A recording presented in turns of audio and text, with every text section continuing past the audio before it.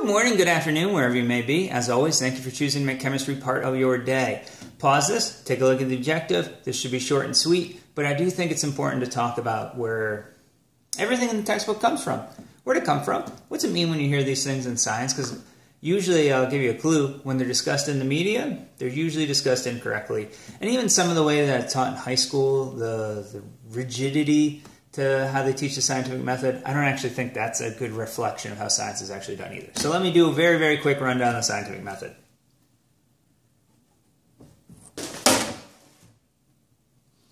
All right, so as you know, whenever we go to a new topic, a lot of times we have to introduce the words, make sure everybody's talking about the words and using them in the same way. I think it's really important for what we're about to talk to. So a hypothesis is an explanation of what we observe. Typically nature, but data, something we're observing, and we see that something happens. Every time I jump up in the air, I fall back down to the earth. I can see all kinds of things when they're up in the air. If you throw them up, they fall back down.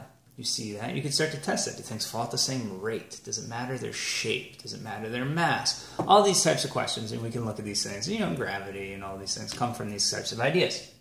But I would like to point out a couple things of the hypothesis. You don't just come up with an idea with no data. You have to have some observations and data first that you're trying to explain or reproduce. And, you know, you don't know if it's right. It's pretty tentative. And these things get modified, and they get very easily modified. So a hypothesis is essentially an untested idea based off the data that we've already collected or seen.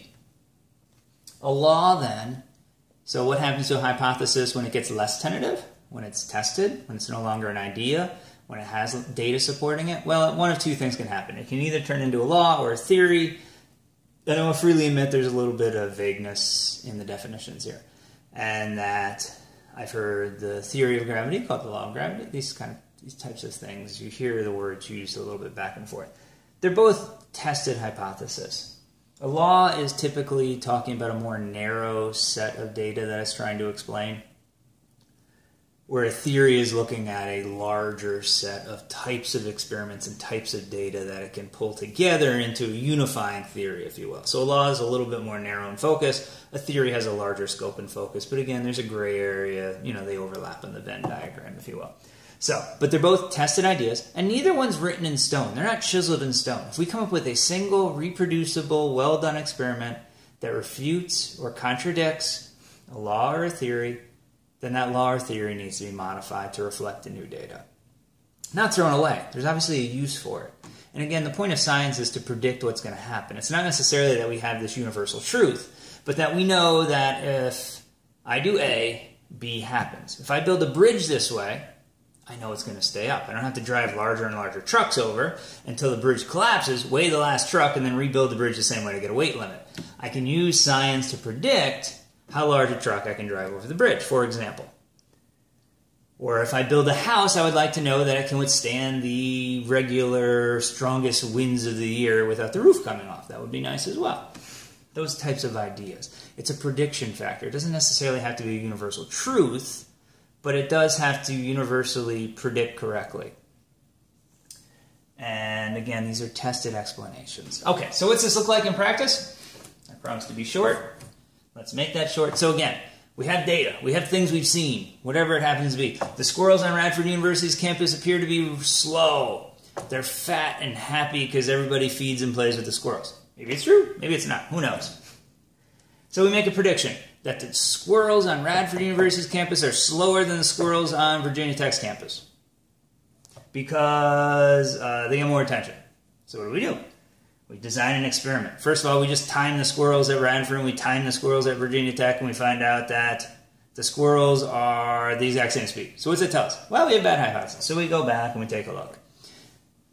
And you can modify that and say that, well, the squirrels in Virginia are slower squirrels in North Carolina. Then we go to North Carolina and we test that. And maybe they are faster. So then we have to try to look at variables. Does the weather matter? You know, all these different things that go into that. So you can go through and you test and you modify and you test and you modify until you come up with a consistent set of results. Ideally, you share this, you publish this. Other people try to do the same things, and when you both get the same result, actually, when you get a consistent set of results, you publish it, you share it. That's your contribution to knowledge, to the human collection of knowledge. This is what we usually define as research. This is your definition of research. Research is a contribution to a field.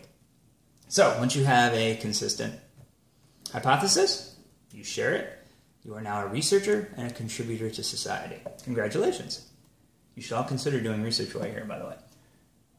All right, and then we continue to test that. Other labs test that. Other people test that. Other environments test that. And if they don't hold up, we just go back, we modify, and we go back into the spin cycle. And we can go through this kind of figure eight for a long period of time, decades maybe even, until we get a consistent set of results. That consistent set of results, again, becomes a law or a theory. And again, these can be changed over time too.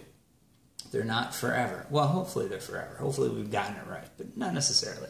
And there you go. And that is the process of science. And if it looks a little less ordered than you've seen in the past, good. That's a real reflection. These things happen sometimes in very convoluted ways. I wish you a wonderful day. Thank you.